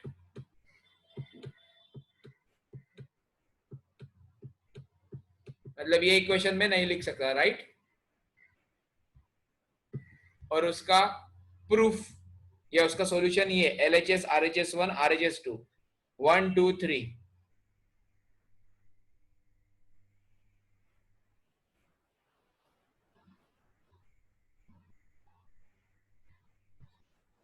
तो अभी हम अपना फर्स्ट एप्लीकेशन या फर्स्ट यूज कंप्लीट हुआ। नंबर 2 लिखो और ये हेडिंग दे दो,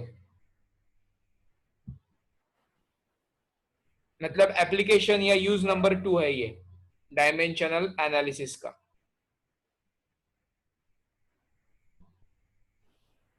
ये कंप्लीट करके हम लोगों को लेक्चर खत्म करना है जल्दी।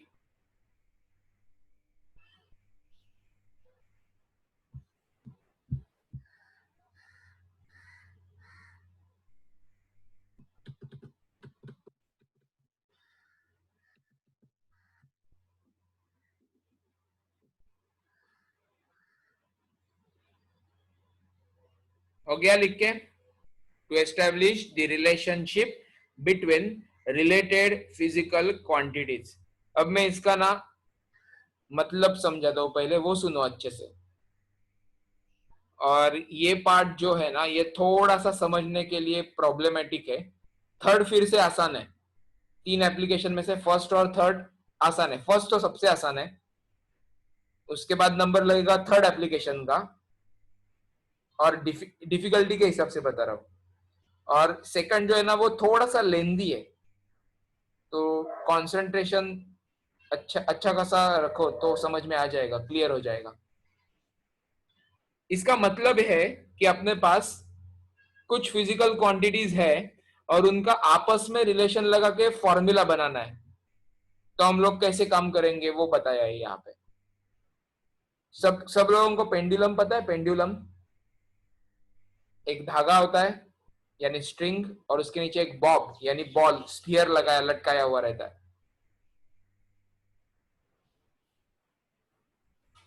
तो अब ये पढ़ने की जरूरत नहीं, मैं सिंपल लैंग्वेज में बताता हूँ इन्होंने क्या बोला है। कंसिडर करो मेरे पास एक पेंडुलम है,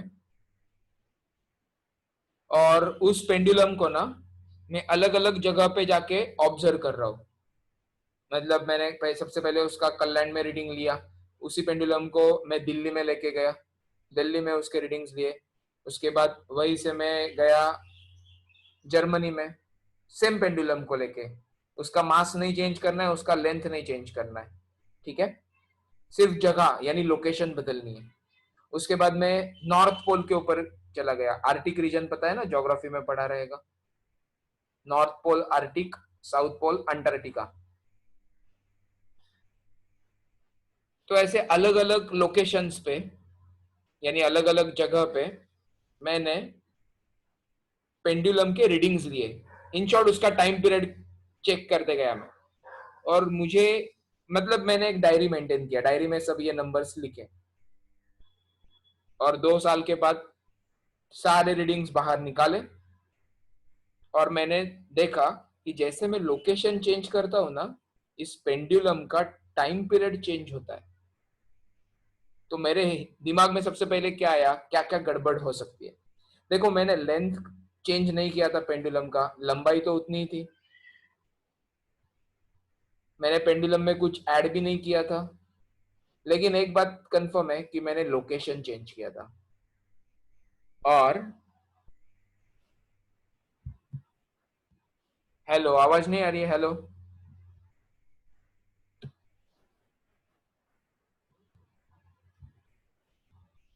नक्षत्र, आवाज नहीं आ रही है? हेलो। ओके, आ रही है ना आवाज? मुझे लगा नेट में कुछ गड़बड़ हो गया, इंटरनेट कनेक्टिविटी। तो मैंने लोकेशंस चेंज किए, और उसकी वजह से ना ग्रेविटी चेंज होता है। स्मॉल जी बताया ना तुम लोगों को, एक्सीलरेशन ड्यू टू ग्रेविटी। और हम लोग जो वैल्यू लेते हैं ना उसका 9.8 और कभी कभी 10 मीटर पर सेकंड स्क्वायर, वो राउंड ऑफ किया हुआ एवरेज वैल्यू रहता है। सच बात तो ये है, अलग अलग लोकेशन के ऊपर ग्रेविटी की वैल्यू अलग अलग होती है। क्यों? सीधा सीधा जवाब, earth is not perfect sphere. Equator के यहाँ पे फैला हुआ है और पोल के यहाँ से दब चुका है, बराबर। Bulgy at equator, flattened at poles, ऐसे सुना रहेगा। तो उसकी वजह से ना acceleration due to gravity change होते रहता है।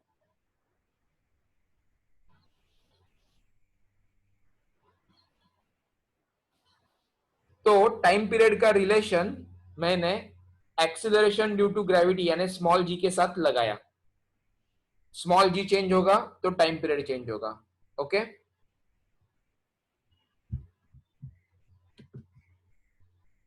कंसेप्ट समझ में आया क्या? जल्दी बताओ।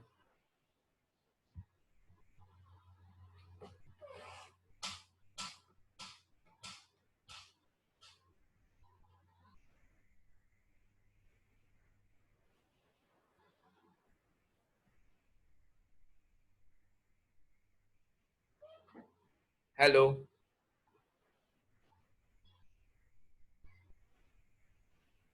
ओके।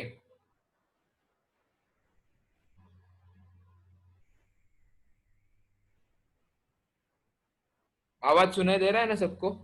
दो तीन लोगों का ही रिप्लाई आ रहा है, इसलिए पूछ रहा हूँ।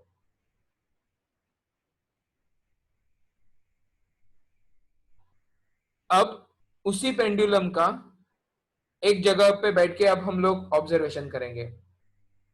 मतलब मेरा एक लैबोरेटरी लैब है मेरा, वहां पे अब मैं लोकेशन चेंज नहीं करने वाला हूँ। वहां पे उसी पेंडुलम के ऊपर एक्सपेरिमेंट कर रहा हूँ, लेकिन अब पेंडुलम की लेंथ चेंज कर रहा हूं मैं। मतलब सबसे पहले मैंने 1 मीटर ले लिया, 1 मीटर मतलब 100 सेंटीमीटर। तो पेंडुलम की लेंथ 100 सेंटीमीटर लेके मैंने उसका टाइम पीरियड मेजर किया और लिख के रखा, फिर से टेबल बनाया सब। उसके बाद उसका लेंथ 2 मीटर किया, यानी 200 सेंटीमीटर। उसके बाद उसका लेंथ 50 सेंटीमीटर कर दिया। ऐसे अलग अलग लेंथ के ऊपर टाइम पीरियड्स मेजर किए। एक्सपेरिमेंट समझ में आया क्या?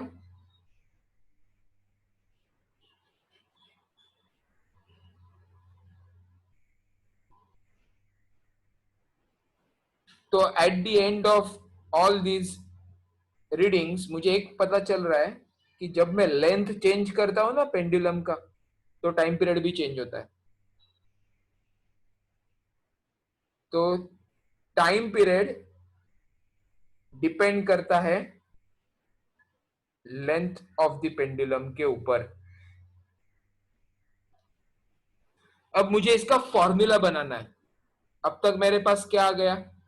टाइम पीरियड का relation acceleration due to gravity यानी स्मॉल जी के साथ, और बाद में टाइम पीरियड का relation length of the pendulum यानी स्मॉल एल उसके साथ। अब मुझे इनसे फॉर्मूला डिराइव करना है। ओके। और एक चीज, मुझे टाइम पीरियड ग्रेविटी के ऊपर डिपेंड करता है ये पता चला, लेकिन ग्रेविटी का पावर क्या है वो पता नहीं है अभी तक। मतलब ग्रेविटी के पावर में 1 डालना है, 2 डालना है, 2.5 डालना है, 3 डालना है, नंबर्स के बारे में कुछ जानकारी नहीं है। सिर्फ डिपेंडेंट है इतना पता चला, लेकिन किस कौन से नंबर के साथ वो तो पता चला ही नहीं है। कुछ समझ में आया? पावर के बारे में इंफॉर्मेशन नहीं है अपने पास। ग्रेविटी और लेंथ के पावर के बारे में अपने पास इंफॉर्मेशन नहीं है।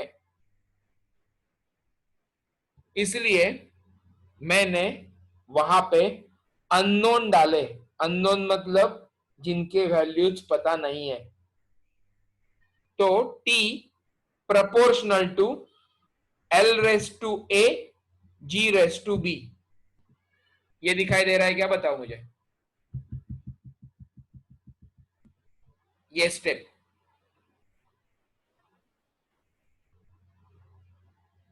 इसमें कैपिटल T मतलब टाइम पीरियड ऑफ पेंडुलम, ये है प्रोपोर्शनैलिटी का सिंबल। स्मॉल एल मतलब लेंथ ऑफ द पेंडुलम, उसके पावर में अननोन नंबर मतलब ए हो गया। यह है स्मॉल जी मतलब एक्सीलरेशन ड्यू टू ग्रेविटी, उसके पावर में अननोन नंबर मतलब बी हो गया। तो आई होप ये स्टेप सबको क्लियर है।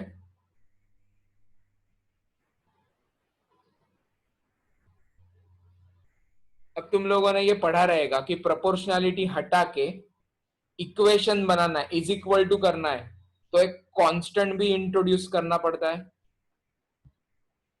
ये देखो यहाँ पे कांस्टेंट इंट्रोड्यूस हो चुका है जिसका नाम है के। बाकी सब ऊपर का ही कॉपी किया है, सिर्फ प्रोपोर्शनैलिटी हटा के इज इक्वल टू डाला, लेकिन इज इक्वल टू डालेंगे तो एक कांस्टेंट भी डालना पड़ेगा, दैट इज के। ओके। अब इसके आगे का पार्ट में व्हाइट बोर्ड के ऊपर दिखा रहा हूं।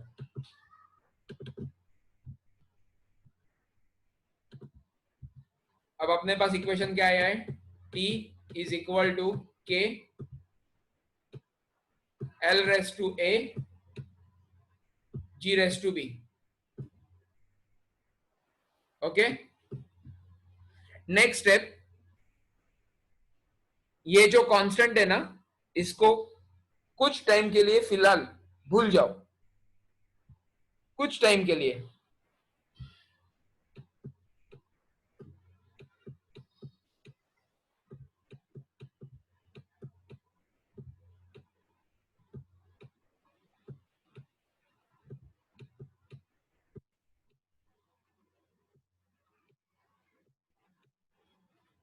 अब क्या किया मैंने, देखो डायमेंशंस लिखना है तो स्क्वायर ब्रैकेट डालना पड़ता है, तो टाइम पीरियड को स्क्वायर ब्रैकेट के अंदर लिख दिया। मैंने पहले ही बोला कि इसको थोड़ी देर तक भूल जाओ।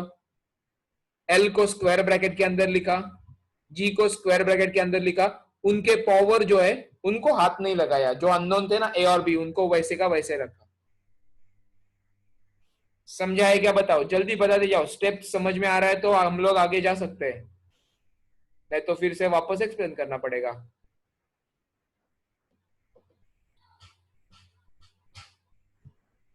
अब नेक्स्ट स्टेप ये है, मैं डायमेंशंस लिखूंगा। देखो ये जो टाइम है उसके डायमेंशंस क्या आएंगे, L0 M0 T1। राइट और रॉन्ग जल्दी बताओ।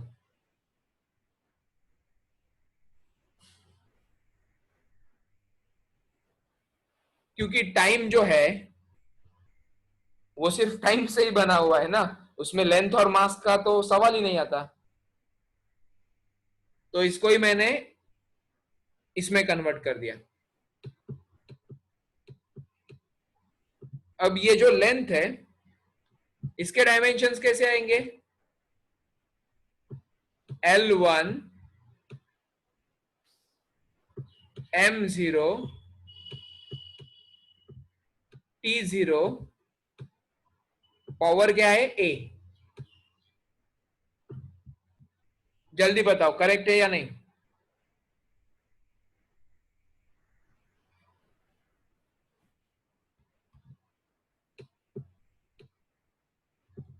और ये G है, स्मॉल g मतलब क्या, acceleration due to gravity,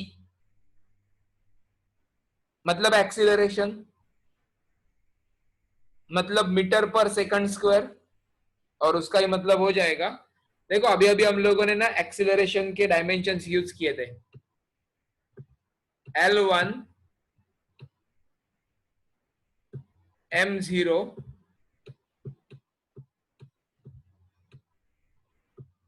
T-2।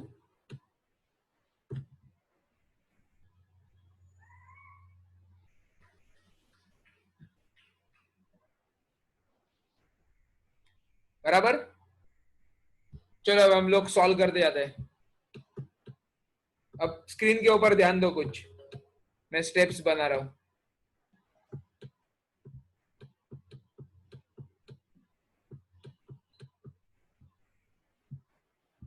अब इनको सॉल्व करते हैं। 1 मल्टीप्लाई बाय ए आएगा, 0 मल्टीप्लाई बाय ए 0, तो वो लिखने की जरूरत नहीं, 0 मल्टीप्लाई बाय ए 0, तो वो भी लिखने की जरूरत नहीं। तो इस पूरे ब्रैकेट को सॉल्व करोगे तो आंसर क्या मिलेगा तुम लोगों को, L रेस टू A। जल्दी बताओ करेक्ट है या नहीं।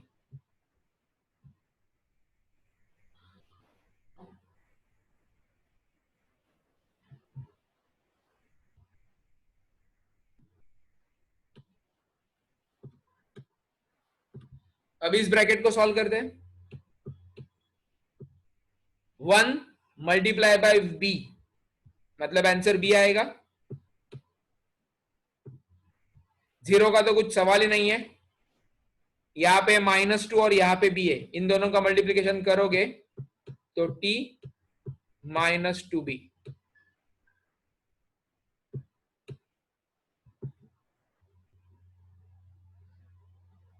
दिखाई दिया, समझ में आया सब।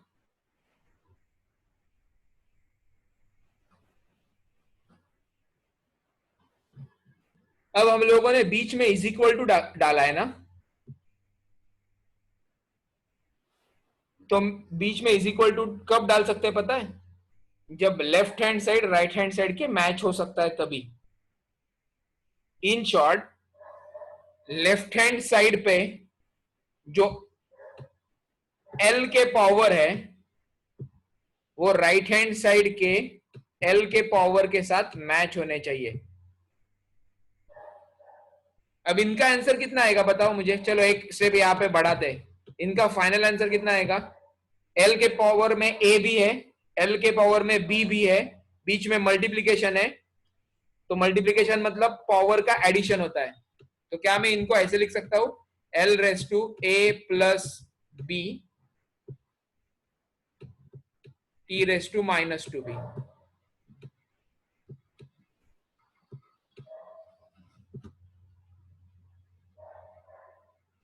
T raise to minus two भी कहां से आया? ये देखो टी के पावर में कौन है? माइनस टू, और बाहर कौन है? बी, तो इन दोनों का मल्टीप्लीकेशन करोगे तो माइनस टू बी मिलेगा।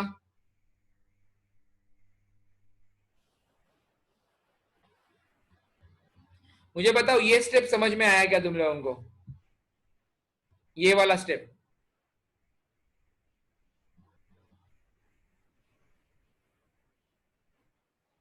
लॉज ऑफ इंडाइसेस लगाया और इन दोनों को ऐड किया, ए प्लस बी। तो आप कंपैरिजन करेंगे, देखो लेफ्ट हैंड साइड में जो एल है उसका पावर क्या है?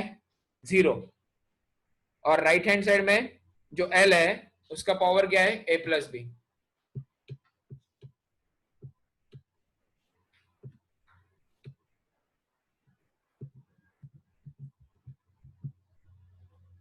तो क्या मैं ऐसे लिख सकता हूं 0 must be equal to A plus B?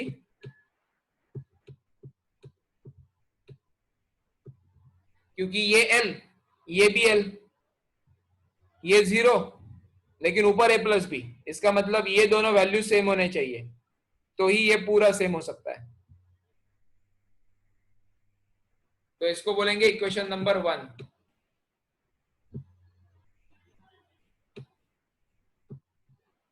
देखो मास का तो लेना देना ही नहीं, क्योंकि यहां पे मास है लेकिन राइट हैंड साइड पे मास का टर्म ही नहीं है, तो वो 0 इज इक्वल टू 0 लिखना मतलब नॉनसेंस हो जाएगा ना। 0 इज इक्वल टू 0 लिखना does not make any sense, isn't it?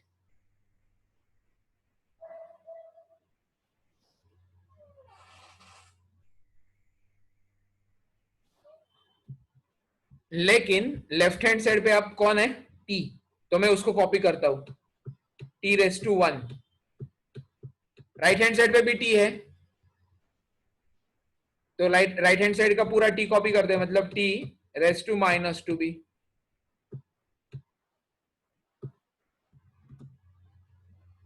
तो जैसे हम लोगों ने इन दोनों को इक्वेट किया था तो वैसे इन दोनों को इक्वेट करते हैं, तो 1 is equal to minus two B.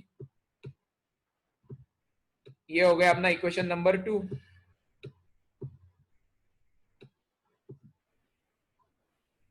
समझ में आया क्या बताओ? ये इक्वेशन नंबर 2 है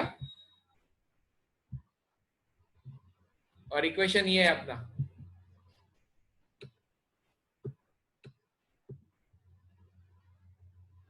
तो यहां से बी की वैल्यू कितनी मिलेगी?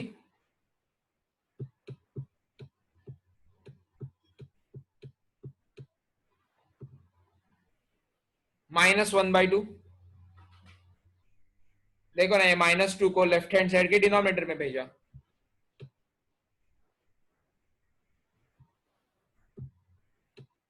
ये है इक्वेशन नंबर 3। और 3 को 1 में सब्स्टिट्यूट करो,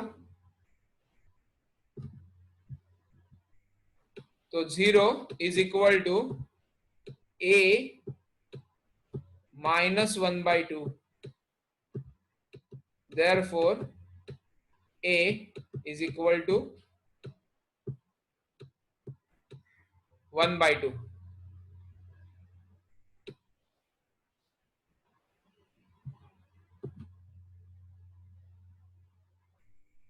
समझ में आया ए और बी का वैल्यू?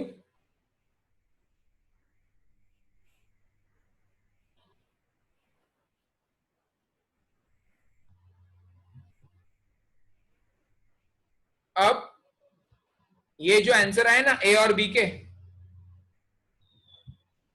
इनको मैं सब्स्टिट्यूट करूंगा यहां पे।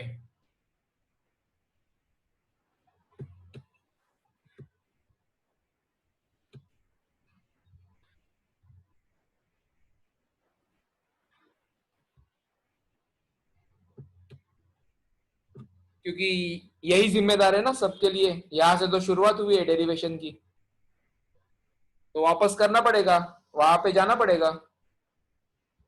तो ये इक्वेशन कैसे दिखेगा? फाइनल आंसर यहां पे लिख रहा हूं, final answer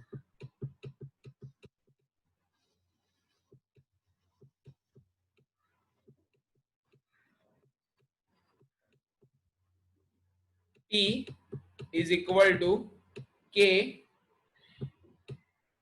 L raise to, A की वैल्यू कितनी आई 1/2,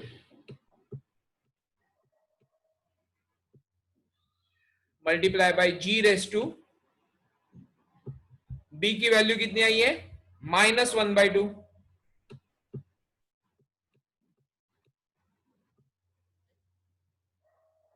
मैंने तुम लोगों को लॉग एंटी लॉग पढ़ाते समय बताया था, स्क्वायर रूट मतलब पावर में 1/2 होता है, राइट?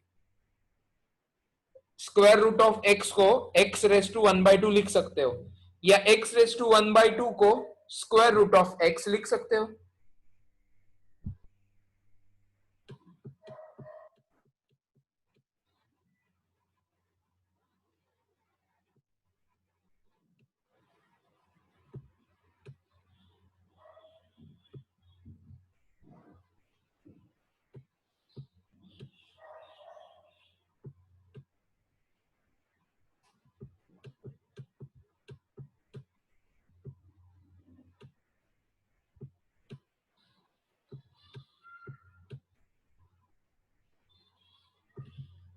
और ये जो जी रेस टू -1/2 है, इसको अगर मैं डिनोमिनेटर में भेजता हूं तो वो जी रेस टू +1/2 हो जाएगा ना, मतलब डिनोमिनेटर में स्क्वायर रूट ऑफ जी आएगा।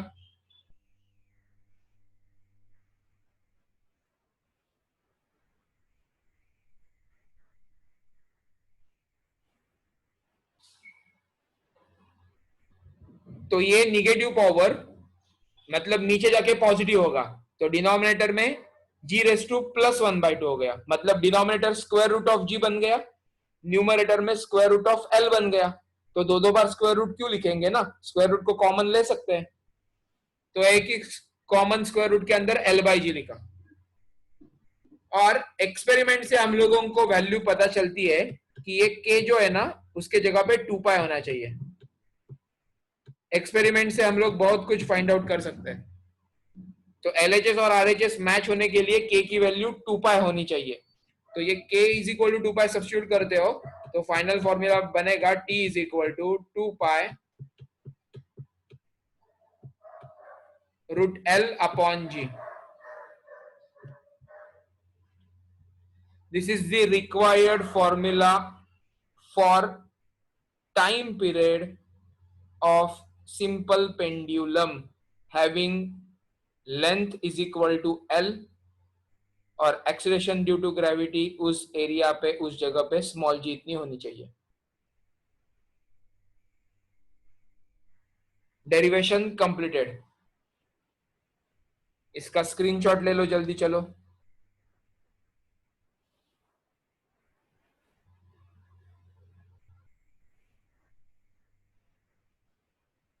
ले लिया सबने स्क्रीनशॉट?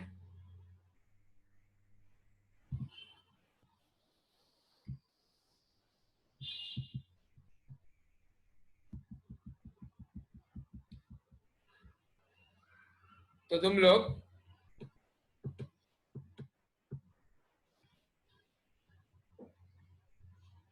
यहां से लिखना शुरू करोगे। अब लेक्चर खत्म हो गया है, सिर्फ लिखना है तुम लोगों को। चाहे तो एक काम करो, स्क्रीनशॉट ले लो चलो, क्योंकि अभी इसी जूम अकाउंट के ऊपर 12th वालों का लेक्चर होने वाला है, तो मुझे मीटिंग एंड करना पड़ेगा। मैं क्या बता रहा हूं सुनो ठीक से।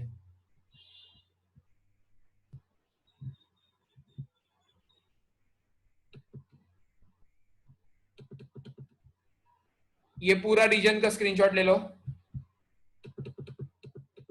यहां तक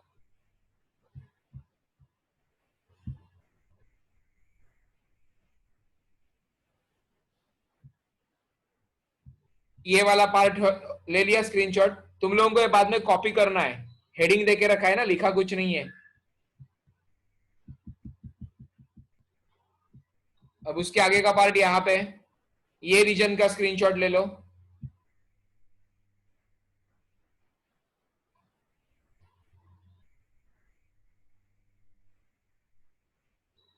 हो गया ये रीजन का स्क्रीनशॉट ले लिया।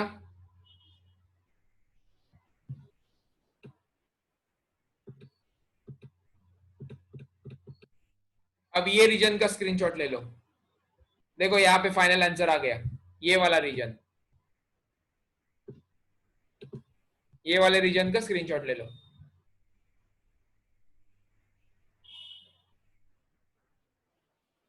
तो मैंने जो व्हाइट बोर्ड के ऊपर लिखा था वो भी है तुम्हारे पास, और टेक्स्ट बुक से जो कॉपी करना है वो भी है तुम्हारे पास।